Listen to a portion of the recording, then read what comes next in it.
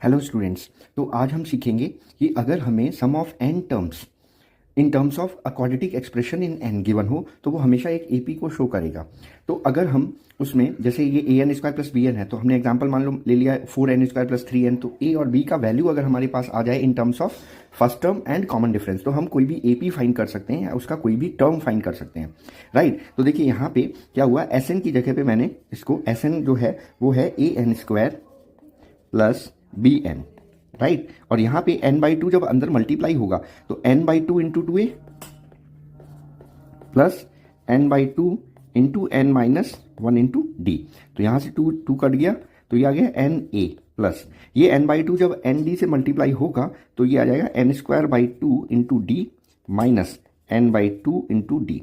तो ये देखिए लीनियर टर्म है एन ए और n बाई टू डी, ठीक है। तो इसमें से n कॉमन आ रहा है, n कॉमन आ गया तो a minus d by to बचा प्लस यहाँ पे एन स्क्वायर का के साथ जो लिखा हुआ है वो डी बाई टू है। तो यहाँ पे मैंने एलसीएम लिया, 2 और 1 का एलसीएम आया, ठीक है। तो 2a minus d by to लिख सकते हैं इसको, और ये हो गया n square into d by two, right, d by to.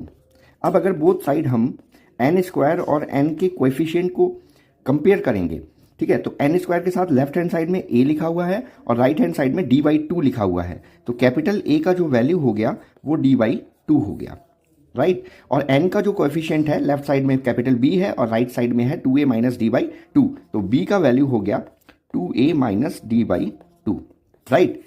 जैसे मैंने एक एग्जांपल लिया यहाँ पे, अगर मैं Sn को 4n स्क्वायर प्लस 3n ले लेता हूँ, राइट। तो हमने a n square plus b n लिया था, एन स्क्वायर का कोफिशिएंट ए लिया था, तो ए का जो वैल्यू है वो 4 है और बी का जो वैल्यू है वो 3 है। तो ऊपर जो हमने एक्सप्रेशन निकाले जो बॉक्स में गिवन है, तो ए जो है मतलब 4 जो है वो डी बाई टू के बराबर है, तो यहाँ से डी का वैल्यू कॉमन डिफरेंस हम 8 लिख सकते हैं, राइट। और बी जो है मतलब 2a minus D upon two वो 3 के बराबर है, तो 2a minus 8 is equals to 6, तो 2a इज इक्वल्स टू 14, तो a का वैल्यू यहाँ से 7 आ जाएगा।